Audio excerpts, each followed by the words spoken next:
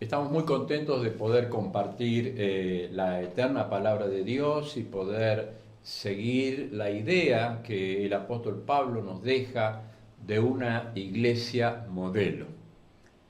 Al recordar esos 5 capítulos de la primera carta, recordamos también de que en cada capítulo el apóstol Pablo va dejando escalones de diferentes enseñanzas, cómo admirar, cómo reconocer, cómo estar viendo y estudiando lo que es una iglesia modelo.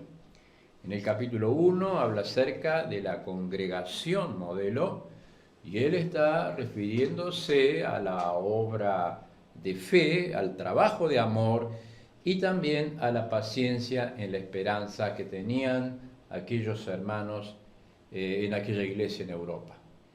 El segundo escalón habla acerca de lo importante que es para una iglesia local tener una comisión, el modelo de la comisión, la obra misionera, el relato que el apóstol Pablo hace acerca de aquel lugar. Cuando llegamos al tercer capítulo parece que llegamos a la cima de esta enseñanza, y en la cima de esta enseñanza el apóstol Pablo dice que toda iglesia modelo debe tener un creyente modelo. Y eso es lo que quisiéramos nosotros centrar nuestro pensamiento en esta hora, porque luego él habla acerca de una convicción modelo, la esperanza que tiene que tener la iglesia. Una iglesia modelo no puede dejar de tener una convicción modelo. Jesucristo pronto vuelve. Jesucristo vuelve a buscar a su pueblo.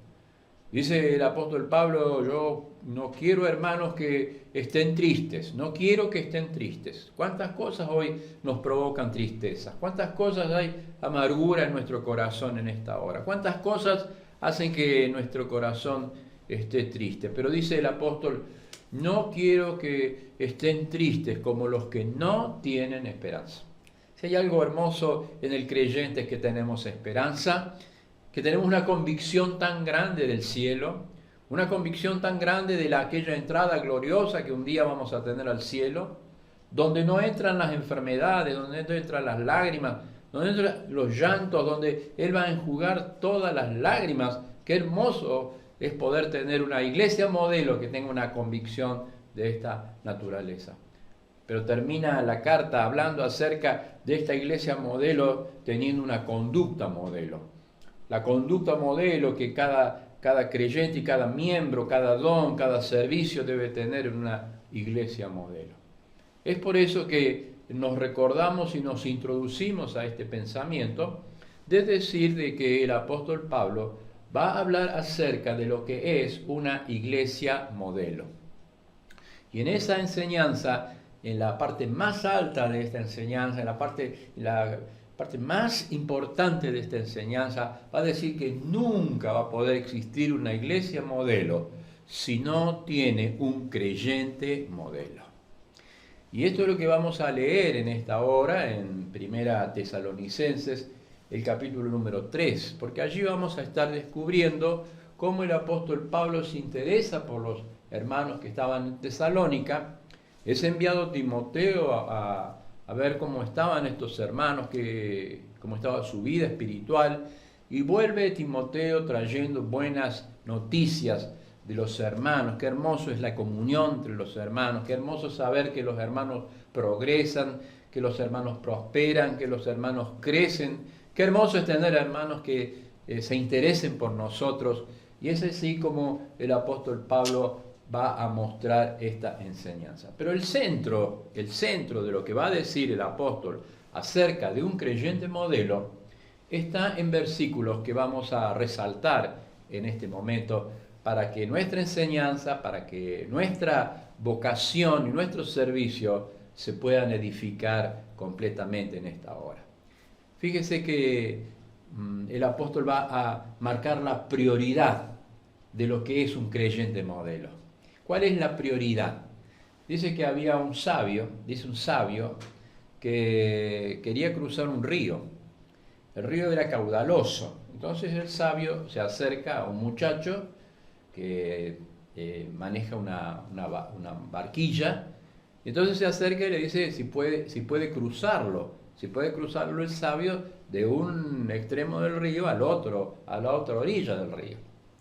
Entonces el muchacho dice que sí, como no, se sube el sabio, se sube el muchacho a la barquilla y comienza a remar en la turbulenta corriente del río. Entonces el sabio le comienza a preguntar, ¿has estudiado matemáticas? Y dice el muchacho, no, matemáticas no he estudiado nunca. Entonces el sabio le dice, usted ha perdido el 5% de su vida. Le pregunta, ¿usted ha estudiado geografía? Y el muchacho dice, no, yo nunca he estudiado geografía. Entonces el sabio le dice, usted ha perdido el 5% de su vida. Y así le va preguntando de diferentes materias, y el muchacho no sabía nada, ¿no? Entonces el sabio seguía contestándole, usted ha perdido el 5% de su vida. Pero cuando llega a la mitad del río, la barquilla choca contra una piedra y se parte al medio. Y los dos quedan allí tratando de sobrevivir a la correntada y a la profundidad del río.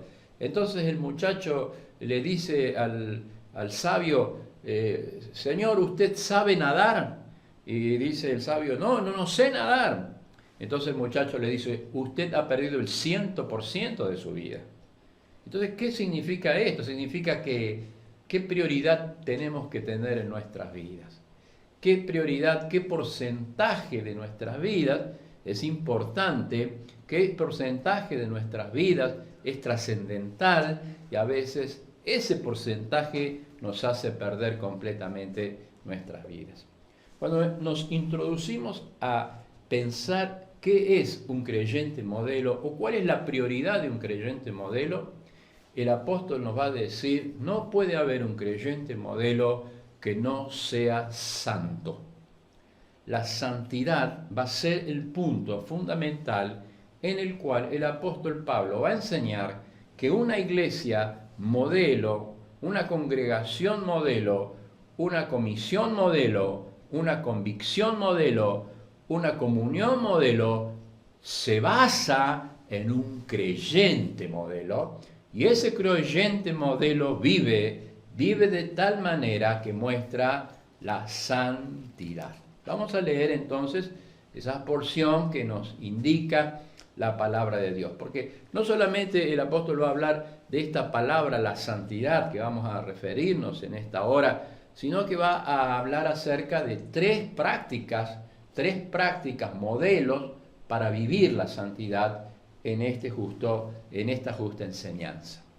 Leemos allí entonces 1 Tesalonicenses, el capítulo 3, el versículo 11, dice, mas el mismo Dios y Padre nuestro y nuestro Señor Jesucristo dirija nuestro camino a vosotros. Y ahí está terminando la proclama de que Timoteo ha traído buenas noticias y el deseo que tiene el apóstol de acercarse nuevamente a esta iglesia.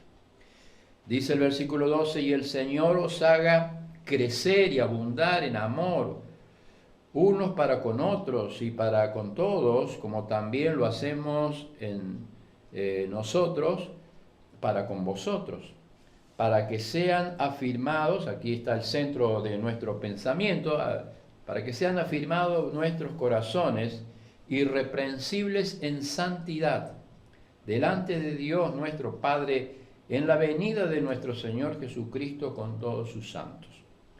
Dice la Biblia, por los demás, hermanos, os ruego y exhorto en el Señor Jesucristo, que de la manera que aprendisteis de nosotros, como os conviene, se conduzcan y agraden a Dios, así abundéis más y más. Porque ya sabéis qué instrucciones os dimos por el Señor Jesucristo. Y aquí está como un centro, aquí está como una columna vertebral de esta enseñanza, y dice así, pues la voluntad de vuestro Dios es vuestra santificación, que os apartéis de fornicación. Que cada uno de vosotros sepa tener su propia esposa en santidad y honor, no en pasiones de concupiscencia como los gentiles que no conocen a Dios, que ninguno agrave ni engañe en nada a su hermano, porque el Señor es vengador de todo, como ya os hemos dicho y testificado, pues no nos ha llamado Dios a inmundicia, sino a santificación. Aquí está la idea remarcada de la santidad, del creyente santo, del creyente apartado, y hemos leído una de las formas prácticas que va a dejar de la teología, va a bajar a la práctica, que era muy común en aquel momento, el libertinaje sexual. Era muy común que la gente, con tantos dioses que tenía en el Olimpo, dijese, bueno, el sexo era para disfrutarla con las diosas del Olimpo, había prostitutas para tener sexo además, y tenían las esposas para tener los hijos. Entonces el apóstol va a aclarar una de las formas de la vida en santidad, la vida separada del pecado, y ordenar en primer lugar lo que era el hogar. En segundo lugar, la parte práctica va a hablar acerca del trato y de la relación interpersonal. Que no estemos enojados, que no nos venguemos por nuestras propias armas, sino que vivamos una vida apartada del pecado. Y la tercera cosa que va a hacer práctico el apóstol en la vida de santidad, en el versículo 11 dice, y procuréis tener tranquilidad y ocuparos en vuestros negocios y trabajos con vuestras manos de la manera que os hemos mandado, a fin de que os conduzcáis honradamente para con los de afuera y no tengáis necesidad de nada. Esta es la enseñanza que el apóstol Pablo nos va a dar, y en el capítulo 5, el versículo número 23 dice, y el mismo Dios de paz os santifique por completo todo vuestro ser, el espíritu, el alma y el cuerpo, y les guarde irreprensible para la venida del Señor Jesucristo. Una enseñanza hermosa, una enseñanza extraordinaria. ¿Por qué? Porque nos habla acerca del centro de lo que debe ser la prioridad en la vida del creyente. La prioridad de la vida del creyente debe ser la santidad. ¿Y qué significa ser santo? ¿Y qué significa ser santo? Es decir, de nosotros mismos no podemos ser santos porque no podemos ser apartados del pecado, porque nuestra naturaleza está sumida en el pecado, pero cuando conocimos a Cristo, cuando fuimos a la cruz del Calvario, cuando conocimos la salvación eterna del alma, cuando conocimos las palabras benditas del Salvador, venid a mí todos los que estén cargados, todos los que están trabajados, que yo les haré descansar. Y cuando abrimos nuestro corazón para recibir a nuestro amado Salvador, la salvación eterna del alma nos ha traído santidad, nos ha apartado de la condenación eterna del pecado y nos ha dado vida nueva en Cristo Jesús. Por eso somos santos, por eso somos un pueblo santo, una nación santa, por eso somos un linaje escogido, por eso somos aquellas personas que llevan la santidad como una posición. Cuando hablamos de santidad debemos hablar acerca de que el hombre de Dios está apartado del pecado para Dios. Y también sabemos que la palabra santidad en la Biblia se usa en 5 sentidos que yo quisiera compartir con ustedes. El primer sentido que habla la palabra santidad es la santidad propia. La santidad propia de Dios, porque Dios es un Dios santo. Dios es un Dios que no tiene pecado, no tiene mancha. Dios es un Dios que tiene atributos poderosos, atributos personales, atributos que hacen a la persona, al poder, a la capacidad que Dios tiene, y hay atributos que Dios los ha comunicado. Y esos atributos que Dios ha comunicado, uno de ellos es la santidad. Es el único atributo de Dios que se reitera 3 veces cada vez que se habla acerca de un Dios santo. Cuando Isaías entró a la presencia de Dios, en Apocalipsis cuando se escucha la voz del cielo, y en esa voz se escucha esa santidad que pertenece a Dios y que dice: Santo, Santo, Santo, Jehová, Dios Todopoderoso. Ese es el santo que proclamamos. Ese es el Dios santo que habla acerca de que no puede aceptar el pecado. Es la santidad, una santidad propia, la santidad de Dios. Pero la Biblia habla en segundo lugar de una santidad primitiva. Es la santidad que tuvo la creación cuando Dios la formó. La Biblia dice que cuando Dios habló, las cosas se formaron. Vino la luz, se hizo la tierra, de su palabra fue creada todas las cosas. ¿Por qué? Porque todas aquellas cosas que fueron creadas fueron santas, porque no había pecado en ellas. El pecado, la maldad, errar el blanco, salirse del surco, tener en contra a Dios, habla acerca de que la humanidad ha caído en el pecado, pero en primer hora cuando Dios creó al ser humano, lo creó sin pecado. Por eso es la santidad primitiva. Ahora cuando el Evangelio nos habla de santidad, cuando Dios dice sed santo porque yo soy santo, cuando el Evangelio dice que sin santidad nadie verá a Dios, cuando el Evangelio nos dice bienaventurados los de limpio corazón porque ellos verán a Dios, habla acerca en primer lugar de una santidad posicional. Todo aquel que ha creído en Cristo es santo por una posición, somos santos por una posición.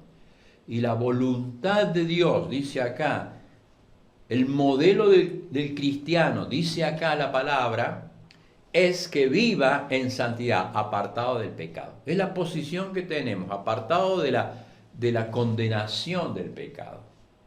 Pero en tercer lugar, no solamente que habla de una santidad propia, que es la santidad de Dios, no solamente habla de una santidad primitiva, que habla de la creación primitiva que Dios había formado, no solamente que habla acerca de una posición que tiene el cristiano de santidad, sino que habla de un progreso. Aquel que comenzó la buena obra en nosotros es el que la perfeccionará hasta el día de Jesucristo. Es decir, como que corremos a una meta, corremos una carrera, corremos a la meta que es Cristo Jesús, dice el apóstol, olvidando lo que queda atrás. Nos extendemos a lo que queda adelante, a la meta, al supremo llamamiento de Cristo Jesús. Es la vida de santidad. Es la vida donde nosotros vamos dejando el pecado, las cargas, donde vamos dejando la doble vida, donde vamos dejando el pecado escondido, el pecado mimado, los malos hábitos, y uno va creciendo en la gracia y en el conocimiento de la santidad, de lo precioso que es poder estar en la presencia de un Dios santo.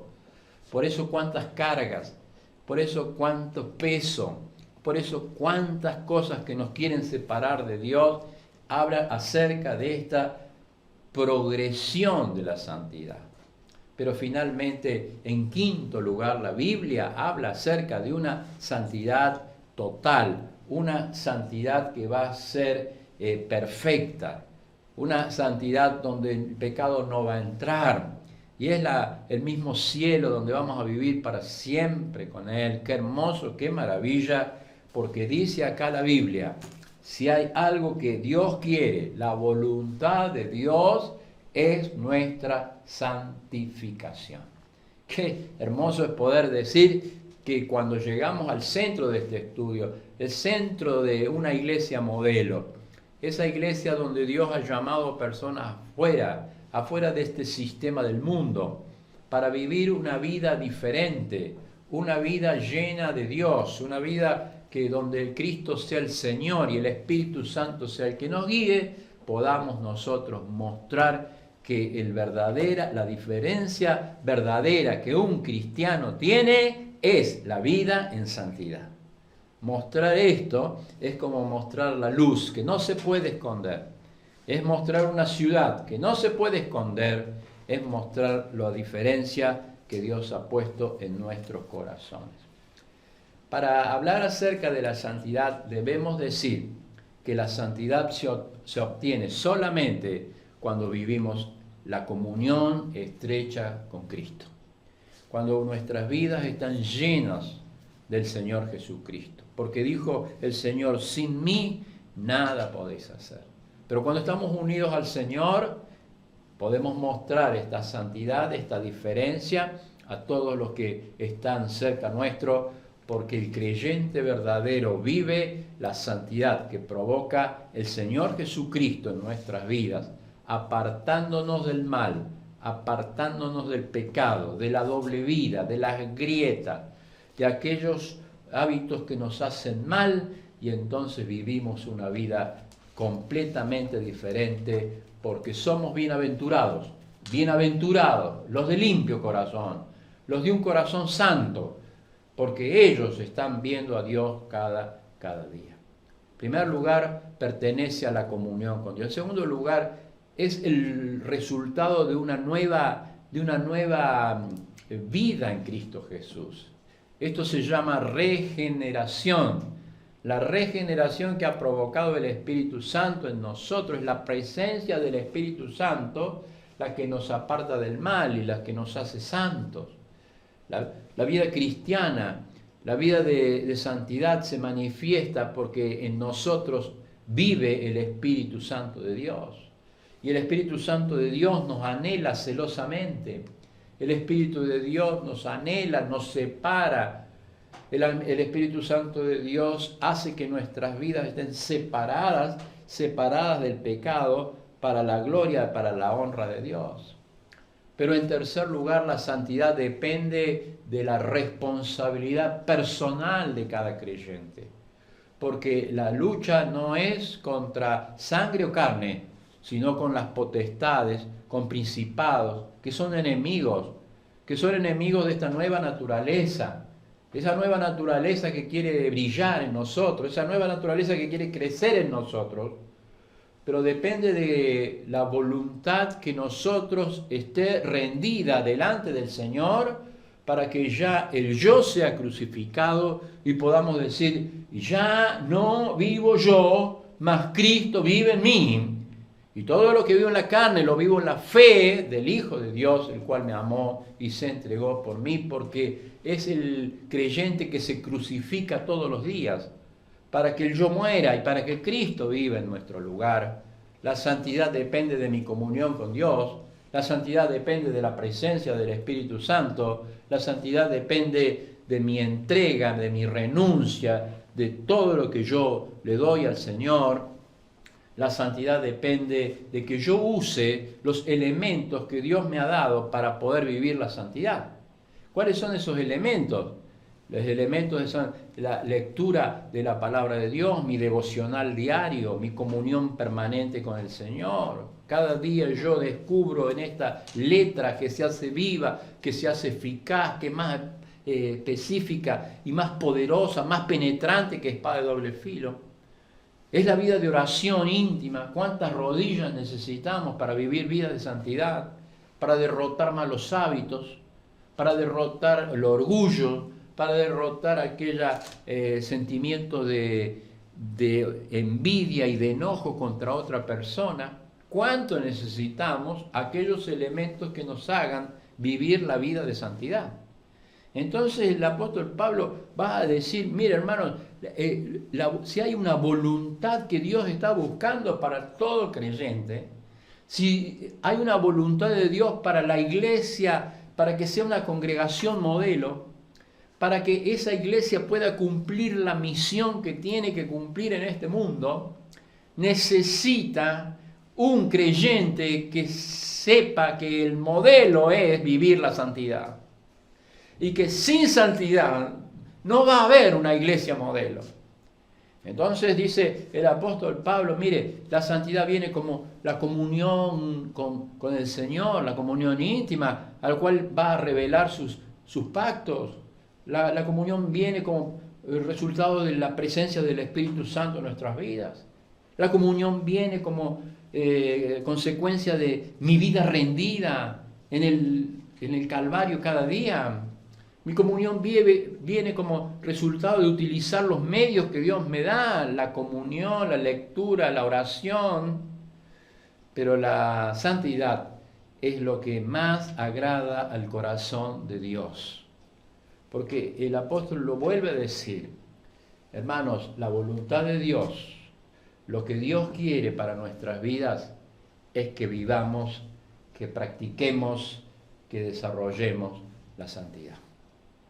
Y el apóstol da 3 ejemplos que yo quisiera mencionarlos para tener una idea a la práctica, esta teología que habla acerca de lo que es la santidad, acerca de lo que es la limpieza, acerca de lo que es la sangre de Cristo cada día en nuestras vidas, habla acerca de lo que es realmente lo que es la santidad. En primer lugar, habla acerca de que nuestros matrimonios, de que la familia debe saber lo que es la santidad. Acá le habla acerca de a un pueblo, a personas que estaban acostumbradas a vivir la idolatría. No solamente que vivían la idolatría, sino que vivían un concepto errado de lo que era la familia, de lo que era el matrimonio. Un concepto errado de lo que era realmente lo que Dios había creado, que la familia, Dios ha creado a la familia para bendecirlo al hombre. Y acá lo primero que va a decir, mire, la santidad se vive cuando uno cuida la familia. Cuando en la familia siente que hay un altar familiar donde se lee la Biblia, donde se ora, donde cada persona va a contribuir para que en esa familia se viva la santidad. Qué hermoso es poder decir, bueno, esta teología, esta enseñanza de la palabra es para que la apliquemos cada día a nuestras vidas, para que nuestras vidas puedan decir, Señor, no somos santos, no estamos viviendo la santidad, no estamos desarrollando la santidad en nuestras vidas, pero tu voluntad es esa. Y lo primero que habla es a la familia, lo que el diablo hoy está destruyendo. El modelo bíblico es que cada familia sea una iglesia y que en cada familia se pueda leer la Biblia, se pueda orar, sea cada familia un altar para Dios. Que cada matrimonio pueda mostrar que realmente vive la santidad allí en lo secreto, allí en lo íntimo de cada uno de los corazones. Qué importante es ser ejemplo, qué importante es poderse levantar como una iglesia poderosa como era la iglesia de Tesalónica, pero lo importante es que ellos eran un ejemplo para ser santos y para poder llevar familias que también fueran santas. La segunda cosa práctica que el apóstol marca es decir, mire, hermanos, nadie agravie a nadie, nadie engañe a su hermano, nadie vengue a su hermano por su propia fuerza, sino que a santidad nos ha llamado Dios. En segundo lugar, no solamente habla de la familia, sino habla de las relaciones interpersonales. Qué hermoso es poder perdonar. Qué hermoso es poder no agraviar. ¿Cuántas veces agraviamos con nuestra lengua? ¿Cuántas veces murmuramos? ¿Cuántas veces destruimos? ¿Cuántas veces hay venganza en nuestro corazón? Ahora dice la Biblia, para ser santo, uno tiene que amar al hermano. Y en tercer lugar, para terminar esa idea, el apóstol Pablo nos va a decir, mire, para ser santo, muchas personas decían en esa época, bueno, el Señor tarda su venida, el Señor ya no vuelve, el Señor se ha olvidado de nosotros, y cada uno entonces empezaba a murmurar, empezaba a dejar su trabajo, empezaba a dejar lo que estaba haciendo, y comenzaba a herir a otras personas. El apóstol dice, no, mientras estamos esperando al Señor, cada uno encárguese de su negocio, encárguese de su trabajo, encárguese de la manera que lo hemos indicado. ¿Para qué? Para que de esa manera podamos honrar el nombre de Dios y otros puedan ver que admiramos lo que Dios ha hecho en nuestras vidas. Qué hermoso es poder vivir la santidad. Y la santidad es decir, Señor, ay de mí, que soy pecador. porque vivo en un mundo donde mis labios han pecado. Y entonces dice la Biblia que voló un ángel y tocó con el carbón encendido la boca de Isaías para limpiarle y para decirle que él también conocía la santidad. Qué hermoso habrá sido el momento de entrar a la presencia de Dios, al Rey, al Adonai, y escuchar los serafines que decían: Santo, Santo, Santo. Yo recuerdo una anécdota que hemos leído acerca de un animal que en Europa que se caracteriza por su piel, su pelaje blanco, que es el armiño. El armiño es uno de los animales, de un roedor bastante grande, de los cuales se obtenía la piel de tremenda blancura, y que se hacían las capas de los reyes y fundamentalmente de los jueces de la Edad Media, porque en esa capa o en esa, sobre todo de armiño, que tenía el pelo, el pelaje tan blanco, representaba que todo el juicio y todas las leyes iban a ser transparentes, blancos, que no iban a tener ninguna mancha, que no iban a tener ningún problema para poder mostrar que la ley era transparente. Ahora, cuando se sabía cómo se cazaba el armiño, era toda una anécdota, porque el armiño cuidaba su piel de tal manera que no tuviese ninguna mancha, no tuviese nada que le pudiese manchar su piel, porque ya es un animal que por su naturaleza se mantiene limpio, blanco. Entonces, ¿qué hacían los que querían cazarlo? Porque cuando querían cazar un armiño era muy difícil, por los movimientos ardillescos que tiene el armiño, generalmente se escapaba y no lo podían alcanzar. Pero las personas que estaban habituadas a trabajar con estos animales o cazar estos animales, ¿qué hacían? Buscaban las cuevas de los armiños. Entonces, cuando buscaban las cuevas, las encontraban a las cuevas, antes de entrada a las cuevas, comenzaban a poner todo ese terreno que ocupaba la entrada, poner barro. Hacían barro antes de la entrada. ¿Para qué? Para que el armiño, cuando llegara a querer escaparse y escabullirse dentro de la cueva, fíjese, este animal no se atrevía a pasar por el lodo, por el barro, porque sabe, es un animal que prefiere morir antes que ensuciar su piel. Yo cuando escuché esto me conmovió el corazón. Un animal que prefiere enfrentar los perros, enfrentar los cazadores, pero no ensuciar su piel en el barro que había sido colocado para que no entrara a la cueva. Cuando yo pienso en un creyente, pienso que nuestro corazón no debe ser ensuciado.